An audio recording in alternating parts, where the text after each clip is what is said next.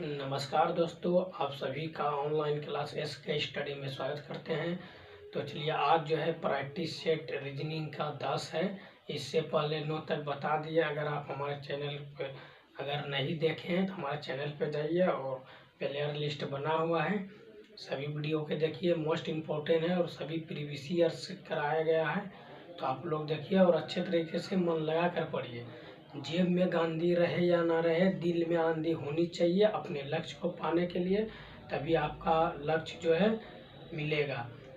ऐसा नहीं है कि आप सपना देखिए बड़ा बड़ा और उसके हिसाब से मेहनत ही नहीं कीजिए, फिर देखने से क्या पाएगा। जब तक आप मेहनत नहीं कीजिएगा तब तक कोई सपना पूरा नहीं होगा, क्योंकि सफलता जो है एक दिन में नहीं मिलता, उसके लिए कई वर्षों महीनों मेहनत करनी पड़ती है। ठीक है, तो इसीलिए आप मेहनत कीजिए और ईमानदारी से कीजिए और पढ़ाई को कंटिन्यू रखिए, रेगुलर पढ़ते रहिए। ठीक है, जितना भी आपको टाइम बचे अपना काम भी कीजिए और पढ़ाई के ऊपर भी फोकस कीजिए, तभी आपका सफलता प्राप्त होगा आपको। ठीक है, तो चलिए देखिए क्वेश्चन नंबर, इस सब टाइप से क्वेश्चन नंबर जितना भी हम प्रैक्टिस सेट बता रहे हैं सभी प्रीवियस ईयर से और पूछा गया क्वेश्चन है। ऐसे सब सवाल सभी एग्जाम के लिए इम्पोर्टेंट है, तो आप लोग ध्यान से देखिए और मन लगा कर पढ़िए। अगर हमारे चैनल पे पहली बार आए हैं, हमारे चैनल को सब्सक्राइब कर लीजिए और आपका जितना भी दोस्त है व्हाट्सएप ग्रुप फेसबुक सभी में शेयर कीजिए, ताकि वो लोग भी पढ़ सके बिल्कुल सॉफ्ट ट्रिक के साथ। एक बार बताएंगे तो फिर दोबारा ऐसा सब सवाल अगर एग्जाम में आ जाए तो आपको सिर्फ एक बार पलटा के एग्जाम से पहले एक बार रिवाइज करके चले जाइए, आपका एग्जाम बहुत अच्छा निकलेगा। ठीक है, तो इसलिए आप लोग को कहते हैं प्रैक्टिस सेट जितना भी आप कीजिएगा उतना आपका जो है एक्सपीरियंस बढ़ेगा। ठीक है, कोई भी अगर मान के चलिए आपको छत पे जाना है तो पहले जो है पहला सीढ़ी पे चढ़ते हैं, फिर दूसरा पे, फिर तीसरा पे, तो उसी तरह पढ़ाई है। अब जिस भी एग्जाम का तैयारी करना चाहते हैं पहले जो है प्रैक्टिस सेट लगाइएगा, 1 2 3 10 20, उसका उतना एक्सपीरियंस नहीं रहेगा। जब तक प्रैक्टिस धीरे धीरे बढ़ते जाएगा आपका एक्सपीरियंस भी बढ़ते जाएगा। ठीक है, तो प्रैक्टिस सेट लगाइए जितना भी, ज़्यादातर आप प्रीवियस ईयर से जो है क्वेश्चन उसको प्रैक्टिस सेट लगाइए, उससे आपका बेसिक मजबूत होगा और एग्जाम में भी कम टाइम में सवाल को सॉल्व कर लीजिएगा। ठीक है, तो चलिए देखिए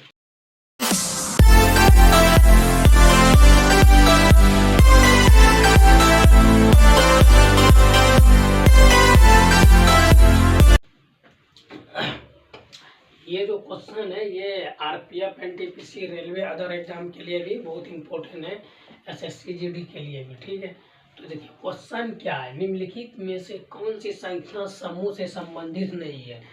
इस क्वेश्चन को ऐसे भी लिख देगा, निम्नलिखित में से कौन विषम संख्या है। ठीक है, विषम कहे या समूह से संबंधित नहीं है या अलग है, तो सबका एक ही जवाब होगा। ठीक है, तो ऐसे सब क्वेश्चन को किस तरीके से आपको बनाना है देखिए, 0 है, 7 है, 26 है, उसके बाद क्या है 2 है, फिर 9 है, फिर क्या है 27 है, फिर 4 है, 11 है, उसके बाद क्या है 30 है। ठीक,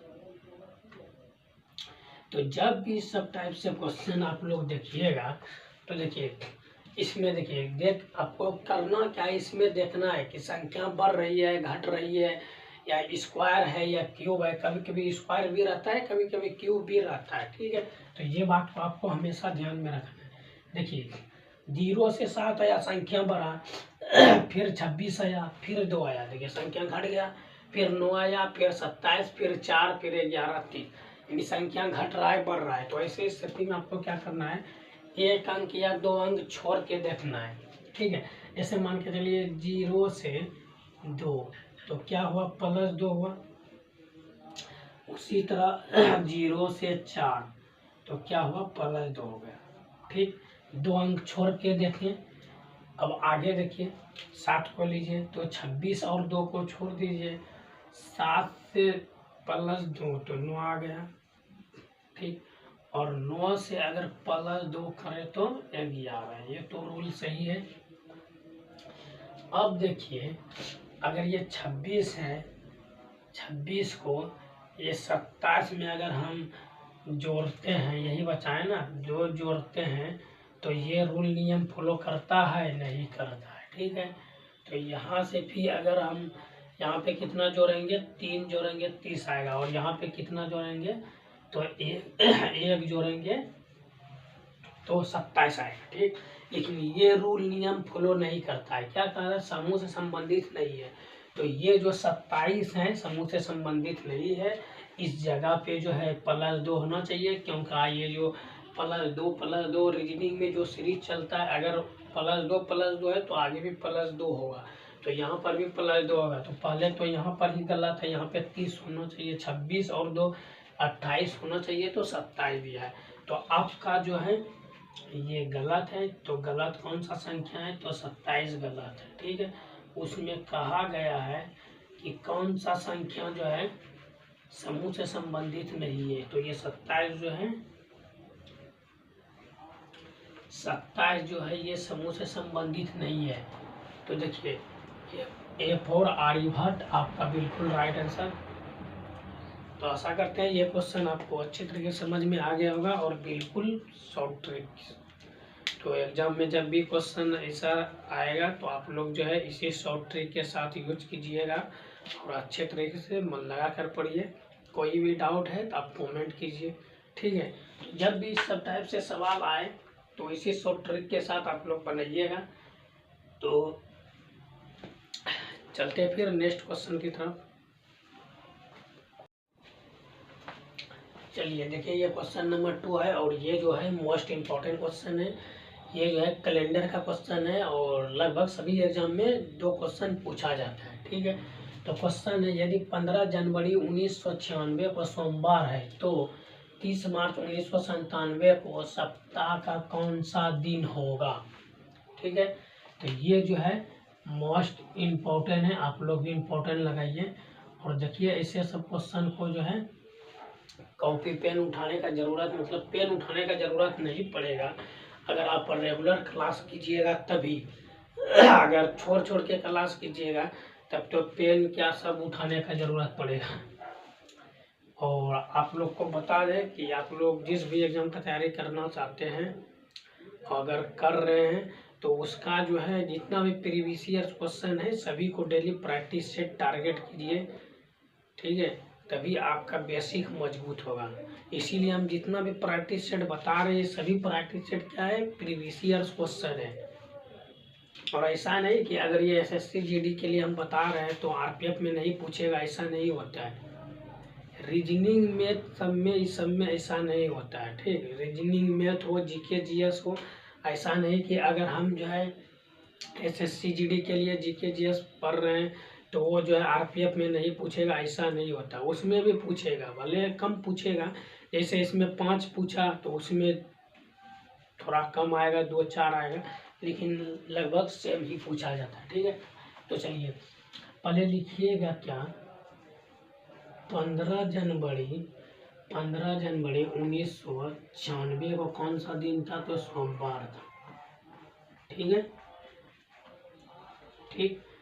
तो 15 जनवरी 1997 को कौन सा दिन होगा, तो चलिए देखिए ये जो है 1996 है, ये क्या है, लीप वर्ष है। लीप वर्ष क्या होता है, जो 4 से पूर्णतः विभाजित हो जाता है, शेषफल 0 होता है, उसको लीप वर्ष कहते हैं। लीप वर्ष में जो है फरवरी जो है 29 दिन का होता है। और साधारण वर्ष में जैसे हम 4 से डिवाइड देंगे, अगर शेष उसका रिमाइंडर बच गया, शेष बच गया 1 या 2 कुछ भी बच गया, तो वैसे स्थिति में हम उसको साधारण वर्ष कहते हैं, ठीक है।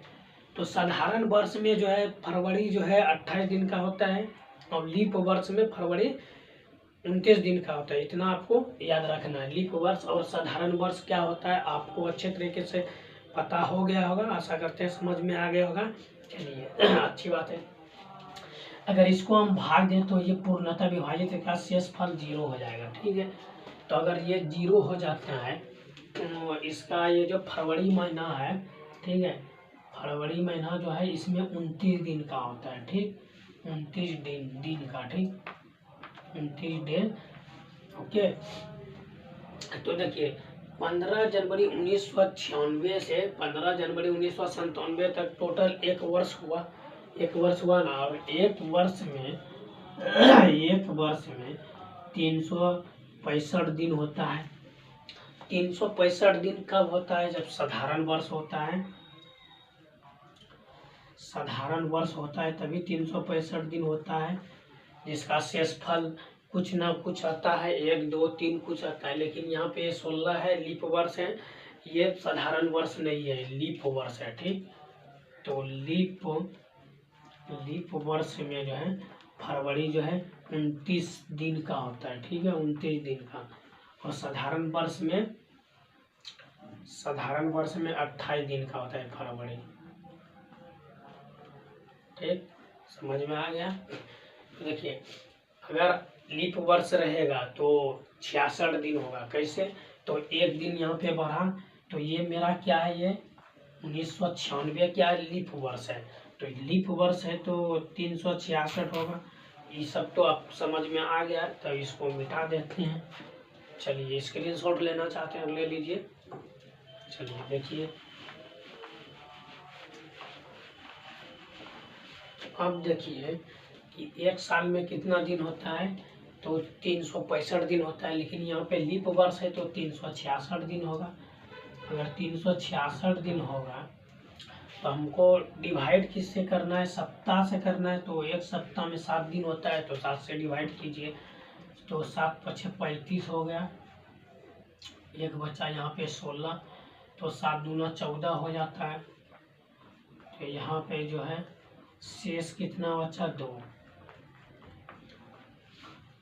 52 सप्ताह हुआ, 2 दिन हुआ। तो 52 सप्ताह, एक साल में 52 सप्ताह होता है, 2 दिन एक्स्ट्रा हुआ। ठीक है, तो ये जो शेष बचा इसको इसमें जोड़ देना है। ठीक, तो ये जो है सोमवार में प्लस 2 दिन कर दीजिए तो बुधवार हो जाएगा। ठीक, ये हो जाएगा बुधवार हो गया।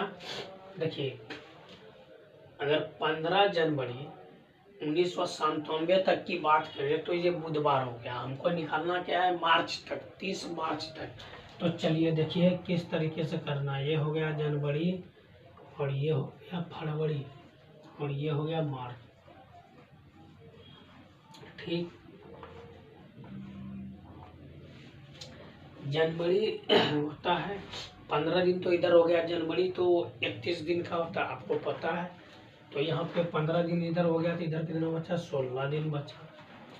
फरवरी यहाँ पे जो है 1997 की बात हो रहा है, तो यहाँ पे जो है ये साधारण वर्ष है, और साधारण वर्ष में फरवरी 28 दिन का होता है, और मार्च तो 30 दिन का होता है, तो 30 दे दीजिए। ठीक, ये हो गया फुल महीना का हो गया। अब एक सप्ताह में 7 दिन होता है, तो 7 से डिवाइड कर दीजिए सभी को। 7 से डिवाइड कीजिए, जिसका शेष फल जो आएगा उसको जोड़ दीजिएगा। तो देखिए ये तो मतलब पूर्णतः विभाजित है, 7 चौके 28, ये तो पूरा कट गया, इसका शेष फल 0 आ गया। ठीक, और इसका जो है 7 दूना 14, इसका शेष फल 2 आ गया, और इसका 7 चौके 28, तो इसका शेष फल 2 आ गया। ठीक, तो ये सबको जोड़ दीजिए, 2 और 0 + 2 बराबर कितना हो गया? 4 हो गया। अब बुधवार में 4 दिन जो है जोड़ दीजिए। ठीक, बुधवार में 4 दिन जोड़ दीजिएगा, आपका जो आंसर आएगा वही आपका आंसर आ जाएगा। ठीक है, तो बुधवार में जोड़िए। बुध के बाद क्या होता है? 1 जोड़िए। बुध के बाद गुरुवार होता है, फिर शुक्र, शनि, रवि, तो संडे हो गया, रविवार। ठीक है, तो ये आपका राइट आंसर आ गया, रविवार। ठीक, तो देखिए किस ऑप्शन में? डी फॉर डर का सामना हिम्मत से करो, ऑप्शन डी आपका बिल्कुल करेक्ट। तो आशा करते हैं ये क्वेश्चन आपको बिल्कुल अच्छे तरीके से समझ में आ गया हो, बेसिक तरीके से। तो जब भी इस सब टाइप के क्वेश्चन अगर आप लोग अगर कैलेंडर का क्वेश्चन आ जाए तो आशा करते हैं आप लोग बना लीजिएगा। इतना बेसिक तरीके से बता दिए। फिर भी कोई डाउट है, नहीं समझ में आ रहा है तो आप कमेंट कीजिए, हम दोबारा समझाएंगे और कहाँ पे डाउट है तो आपका डाउट क्लियर करेंगे। ठीक है, तो चलिए एक बार स्क्रीनशॉट लेना चाहते हैं ले लीजिए। इससे सब क्वेश्चन में कुछ नहीं है, एक दो बार आप रिवाइज कर लीजिएगा ना, आपको पता चल जाएगा कि किस तरीके से कैलेंडर का क्वेश्चन हम सॉल्व कर सकते हैं। ठीक है, चलिए अच्छी बात है, समझ में आ गया तो अच्छी बात है। मन लगा कर पढ़िए और आपका जो मंजिल है उसके ऊपर फोकस कीजिए और मेहनत करते रहिए। ठीक है, तो चलिए नेक्स्ट क्वेश्चन की तरफ चलते हैं।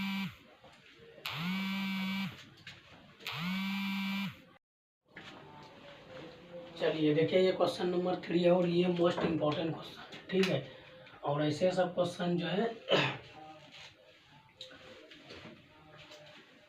मोस्ट इम्पोर्टेंट है, ऐसे सब क्वेश्चन एग्जाम में पूछा जाता है, बार बार पूछा जाता है। ठीक है, उस विकल्प का चयन कीजिए जो पांचवें पद से उसी प्रकार संबंधित है जिस प्रकार दूसरा पद पहले पद से संबंधित है और चौथा पद तीसरे पद से संबंधित है। तो ये मोस्ट इम्पोर्टेंट है, आप लोग भी मोस्ट इम्पोर्टेंट लगा दीजिए। ठीक है, तो ये क्वेश्चन दिया है, पूछा गया है जिस प्रकार पहला पद दूसरे पद से है उसी प्रकार दूसरा पद तीसरे पद से, ठीक है, पांचवें पद चौथे पद से। तो आप जो है तीसरे पद से क्या संबंधित, चौथा पद जो है ये 1 2 3 4, ये चौथा पद जो है तीसरे पद से क्या संबंधित, मतलब जिस प्रकार ये इसका संबंधित है उसी प्रकार सबको निकालना। ठीक है, एक तरह का मान लीजिए और ऐसे क्वेश्चन दे देगा, पूछेगा लुप्त संख्या ज्ञात करें, तो ये भी क्वेश्चन सेम ही लॉजिक लगेगा। ठीक है, तो चलिए देखिए, ऐसे सब क्वेश्चन में आपका जो है कॉमन सेंस लगाना जरूरी है। रीजनिंग और मैथ में सबसे ज़्यादा कॉमन सेंस लगता है। ठीक है, सबसे ज़्यादा रीजनिंग में कॉमन सेंस लगाने का जरूरत है। अगर रीजनिंग में आप कॉमन सेंस नहीं लगाइएगा, अगर कॉमन सेंस थोड़ा सा भी लगाते हैं तो आधा क्वेश्चन उसी से सॉल्व हो जाएगा। देखिए यहाँ पे देखिए कॉमन सेंस की बात है, 132 को 10 तो हम नहीं ला सकते, लेकिन 10 से 132 प्राप्त कर सकते हैं, चाहे गुना करना पड़े, भाग करना पड़े, स्क्वायर करना पड़े, क्यूब करना पड़े, वो तो आ जाएगा। ठीक, तो देखिए आप अपना दिमाग यूज कीजिएगा सर जी, इसमें क्या करेंगे +1 करेंगे। ठीक, तो 11 हो गया, अगर 11 का स्क्वायर और प्लस हम 11 कर देते हैं तो 11 का स्क्वायर कितना हो जाता है 121, और 121 + 11 तो इतना हो गया 132। तो यही लॉजिक आगे भी देखते हैं लगा के, हो सकता है इसमें ये लॉजिक लगा, आगे ये लॉजिक नहीं लगेगा, तो फिर दूसरा लॉजिक लगाना पड़ेगा। आपका कॉमन सेंस अब इसमें लगा तो आगे भी यही लॉजिक लगाते हैं, अगर हो जाएगा तो फिर आगे यही लॉजिक लगेगा, अगर नहीं होगा तो फिर दूसरा लॉजिक लगेगा। देखिए तो इसमें क्या है, अगर +1 कर दे तो यहाँ पे 6 आ जाएगा, 6 का स्क्वायर और +6, तो 6 का स्क्वायर कितना होता है 36, और +6 कितना हो जाएगा 42। तो ये दोनों में ये लॉजिक कम कर रहा है तो आगे भी यही लॉजिक कम करेगा। ठीक, तो यहाँ पे ये प्रश्नवाचक चिन्ह है, तो यहाँ पे क्या हम रखें जो मेरा जो है 272 प्राप्त हो, तो ऑप्शन ए से शुरू करते हैं, पहले ऑप्शन ए को लेते हैं।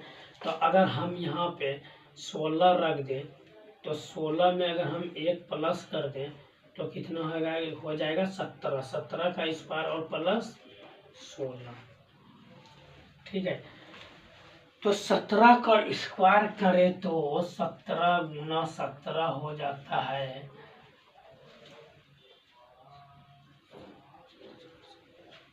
ऐसा आप सिंपल से गुना कर दीजिए, 17 को 7 बार पढ़ दीजिए, डायरेक्ट ऐसे करिए 49 की 9 बाकी 4 हासिल 4 बचा, और 7 4 11 हो गया, उसके बाद 7 एकम 7, 7 एकम 7, 7 1 एकम 2 हो गया, 8 289 आ गया।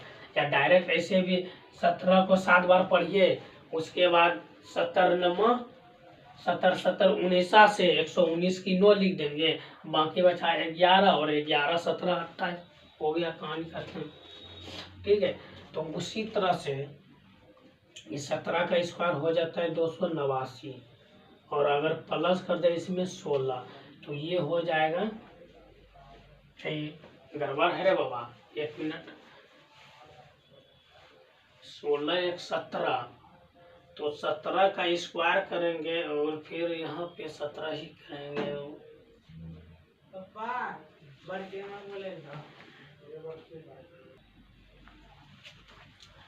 देखिए अगर 16 यहाँ पे रख रहे हैं तो ये तो ज़्यादा हो रहा है, लेकिन हमको प्राप्त कितना करना है, 272। लेकिन यहाँ पे अगर 17 का स्क्वायर हम कर रहे हैं तो ये 289 हो रहा है, तो ये लॉजिक नहीं लगेगा, यानी ऑप्शन ए नहीं होगा, इसको हटा दीजिए। ऑप्शन बी की ओर चलिए। देखिए ऑप्शन बी कितना है, 15। अगर 15 में हम एक प्लस कर दे कितना हो जाएगा, 16। तो 16 का स्क्वायर और प्लस करें 16, तो 16 का स्क्वायर 256 होता है। ठीक, 256 होता है, 16 का स्क्वायर 256 और प्लस 16 तो ये कितना हो जाएगा, 6 6 12 2 हासिल 1 और 6 1 7, ये आपका राइट आंसर आ गया। ठीक, तो राइट आ गया, तो आपका राइट आंसर क्या हुआ, यहाँ प्रश्नवाचक चिन्ह के स्थान पर कौन सा आएगा, तो यहाँ पे जो है 15 आएगा, आपका राइट आंसर हो गया 15। देखिए किस ऑप्शन में है, B for Baahubali, option B आपका राइट आंसर। ठीक है, आशा करते हैं ये क्वेश्चन आपको बिल्कुल बेसिक तरीके से समझ में आ गया होगा। कोई भी डाउट है तो आप कमेंट कीजिए। ठीक है,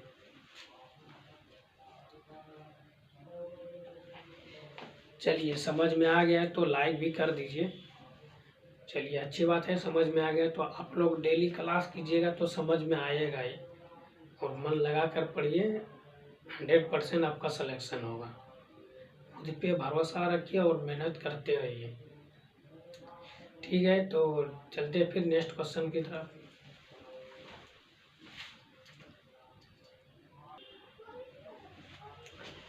चलिए देखिए ये क्वेश्चन नंबर 4 है और ये मोस्ट इम्पॉर्टेंट क्वेश्चन है। ठीक है, आप लोग भी IMP लगा दीजिए। उस विकल्प का चयन कीजिए जो दिए गए शब्दों को तार्किक और सार्थक ढंग से सही क्रम व्यवस्था में दर्शाता है। ठीक है, तो ऐसे सब रीजनिंग के लिए आपको कॉमन सेंस लगाना जरूरी है, और ये मोस्ट इम्पॉर्टेंट क्वेश्चन है। ऐसे सब क्वेश्चन सभी एग्जाम के लिए इम्पोर्टेंट है और पूछा ही जाता है। देखिए घर है, 1 नंबर में घर, 2 नंबर में दीवार, 3 नंबर में मिट्टी, 4 नंबर में ईंट, 5 नंबर में कमरा। तो आपको कॉमन सेंस ये लगाना है कि कौन सा काम पहले होता है, कौन सा बाद में होता है। तो चलिए देखिए यहाँ सबसे पहले क्या होता है, सबसे पहले मिट्टी होता है। ठीक है, सबसे पहले जो है मिट्टी होता है, मिट्टी से ही ईंट बनाया जाता है, तो बाद में ईंट होगा। ठीक, पहले मिट्टी उसके बाद ईंट, फिर क्या होता है दीवार। पहले मिट्टी होता है उसके बाद ईंट, फिर उसको ईंट को जोड़ता है मिस्त्री तो दीवार बनता है।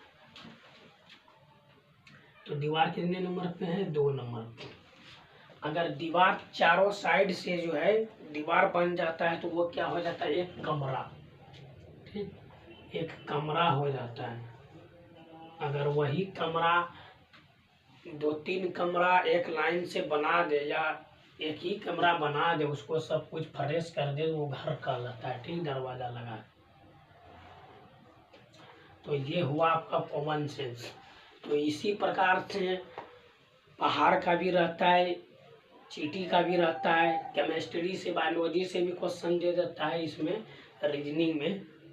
ठीक है, तो इसी प्रकार से आपको कॉमन सेंस लगाना है, क्या चीज़ पहले आता है क्या बाद में आता है। तो आपका राइट आंसर ये हो गया। ठीक है, देखिए किस ऑप्शन में है, तो ऑप्शन कौन सा हो रहा है, 3 4 3 4 3 4 2 5 1, ऑप्शन C4 का होना प्यार है आपका बिल्कुल राइट आंसर है। ठीक है, तो आशा करते हैं ये क्वेश्चन भी आपको समझ में आ गया होगा। अगर ऐसे सब क्वेश्चन एग्जाम में पूछेगा तो आप लोग बना लीजिएगा, ये मेरा गारंटी रहा। ठीक है, तो आप लोग बना लीजिएगा, कोई भी डाउट होगा तो आप एक बार रिवाइज करके जाइएगा। ठीक है, तो चलिए फिर नेक्स्ट क्वेश्चन की तरफ।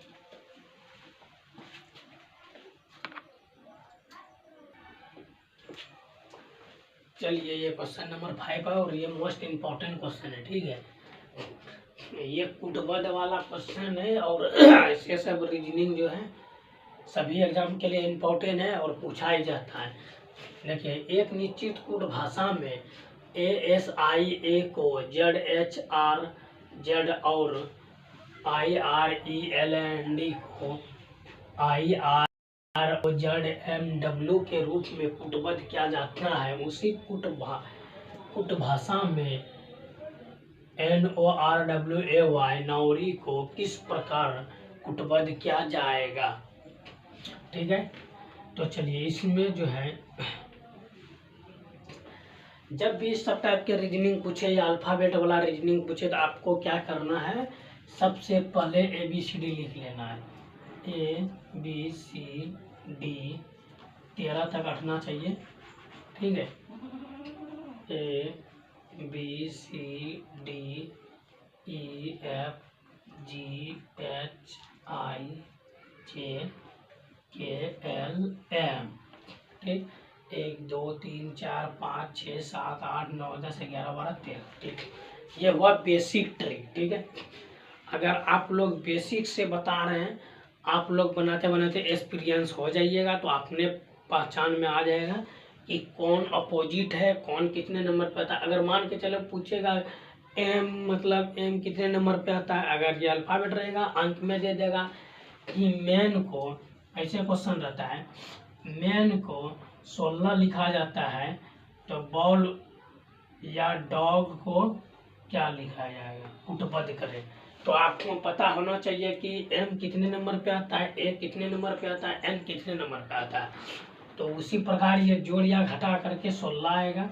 उसी प्रकार DOG ये कितने नंबर पे आता है, इसको भी सेम टू सेम जोड़ घटा के ये लिखना है। तो इसी प्रकार ये 2 प्रकार का ये सब क्वेश्चन पूछा जाता है, ठीक है।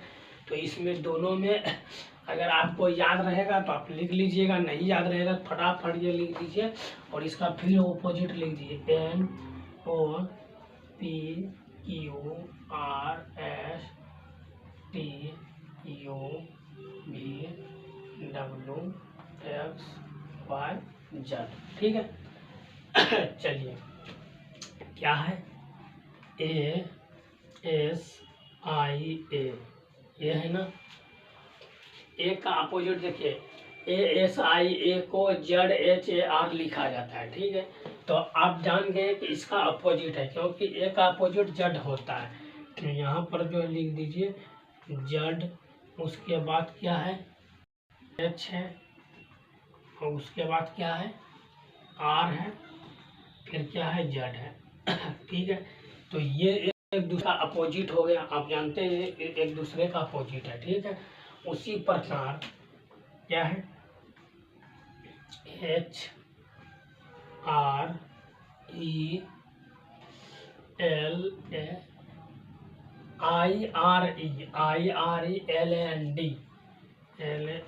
हो गया। अगर आप देखिए, अगर आप एग्जाम में शॉर्ट ट्रिक यूज करना चाहते हैं तो एक का जान गए कि ये अपोजिट निकालने पूछ रहा है, एक दूसरे का अपोजिट है, तो ये दूसरे वाला का निकालने का जरूरत नहीं है, डायरेक्ट तीसरे पे चले आइएगा, ठीक है। तो ऐसे समझा रहे हैं तो आपको बिल्कुल बेसिक तरीके से ही समझाना पड़ेगा। तो चलिए देखिए, आई का अपोजिट देखिए, आई का अपोजिट क्या है R है, यहाँ पे दिया हुआ R है, ठीक। R का अपोजिट क्या है I है। E का अपोजिट क्या है, तो E का अपोजिट V, L का अपोजिट O, A का अपोजिट Z और N का अपोजिट M, D का अपोजिट W। तो ये भी एक दूसरे का अपोजिट हो गया, ये भी एक दूसरे का अपोजिट हो गया। हमको निकालना क्या है, तो हमको निकालना है इसका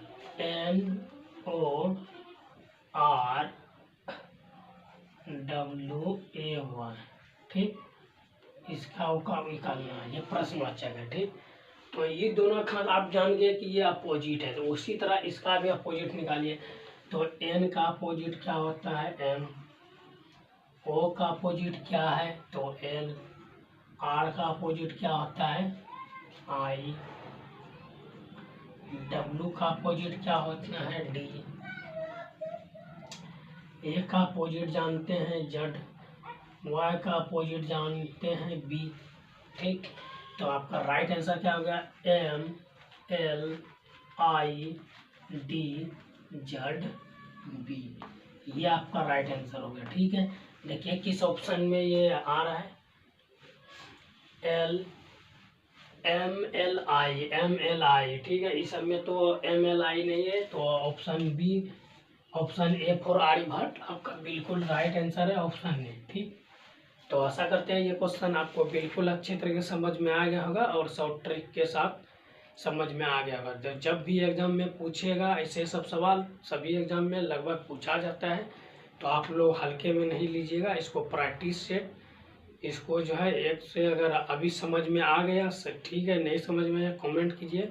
और ऐसे सब क्वेश्चन 2-4 क्वेश्चन आप देख के जो है प्रीवियस ईयर्स का क्वेश्चन आप बनाने का प्रयास कीजिएगा, आपका बेसिक और मजबूत हो जाएगा, अपने आप जो है हैबिट बन जाएगा। ठीक है, तो चलिए समझ में आ गया है, अच्छे तरीके से मन लगा कर पढ़िए। तो ऐसे सब क्वेश्चन आप लोग दोबारा, आशा करते हैं ऐसे सब क्वेश्चन अगर दोबारा आ जाए एग्जाम में तो आप छोड़िएगा नहीं। ठीक है, तो चलिए फिर मिलते हैं नेक्स्ट क्वेश्चन की तरफ।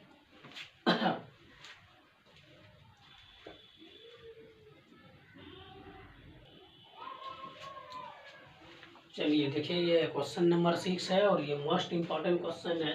देखिए क्वेश्चन है, एक निश्चित कूट भाषा में ए बी ओ भी ई को नोड लिखा जाता है। ठीक, और SHINE को 11 के रूप में लिखा जाता है, उसी प्रकार PARTY को कैसे लिखा जाएगा। ठीक है, तो ये ऐसे अगर ये ऐसे पढ़े, डायरेक्ट पढ़ना, एक निश्चित कूट भाषा में एभव को नो और साइन को 11 के रूप में लिखा जाता है, उसी प्रकार पार्टी को कैसे लिखा जाएगा। जैसे मान के चले ये जो है एभव को नो लिखा जाता है, उसी प्रकार साइन को 11, तो पार्टी को कैसे लिखा जाएगा, इससे पहले आपको बताए थे अल्फाबेट का क्वेश्चन जब भी आएगा। तो चलिए देखिए किस रूप में इसको लिखना है, क्या है, ए बी ओ भी ई एभव। ठीक है, ए कितने नंबर पे आ रहा है, बी कितने नंबर पे आ रहा है, ओ कितने नंबर पे, भी कितने नंबर पे, ई कितने नंबर पे, ये आपको जानना जरूरी है। ठीक है, तो बराबर कितना है, 9। तो कैसे 9 आया, तो यही तो आपको जानना जरूरी है।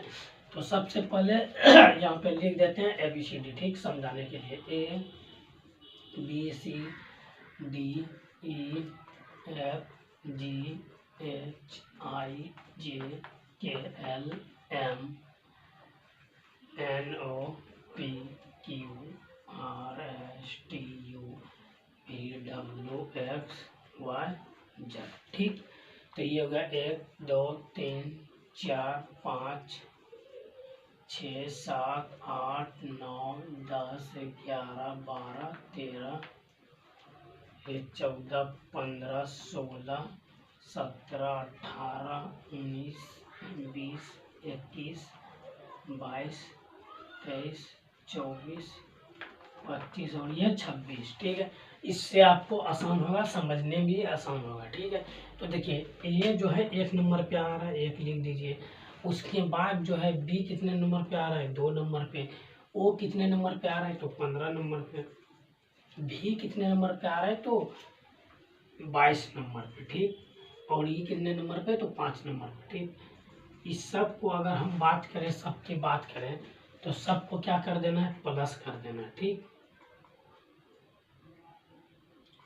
सबको क्या करना है, प्लस कर देना है। ठीक, अगर प्लस कर रहे हैं तो देखिए 5 2 7 7 5 12 12 और 3 कितना हो गया, 15 15 की 5 हासिल 1 और 1 2 1 3 1 4 45 हो गया।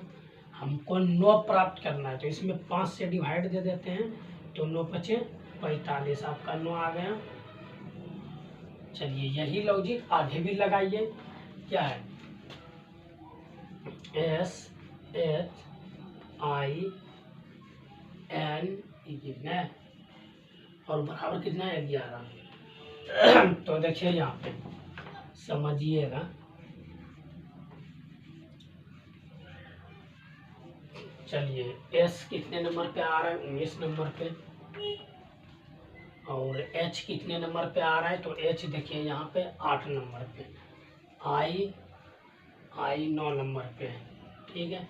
N जो है 14 नंबर पे आ रहा है, E 5 नंबर पे। अब सबको प्लस कर दीजिए, सबको प्लस कर दीजिए तो आ जाएगा 55, ठीक। अगर 55 में 5 से डिवाइड दे दें तो ये आ गया 11 5 55, तो आपका 11 आ गया, ठीक। तो ये तो दो लॉजिक तो आपको पता चल गया कि जितना भी अंक है सबको जोड़ के 5 से डिवाइड दे देना, ठीक। तो आगे जो लिखा है पार्टी का, इसका भी वही काम कीजिए, क्या है PARTY पार्टी, तो इसको हमको निकालना है। तो चलिए देखिए P कितने नंबर पे है 16 नंबर पे, A कितने नंबर पे तो 1 नंबर पे, R कितने नंबर पे तो R जो है 18 नंबर पे, और T 20 पे, Y जो है 25 पे, ठीक।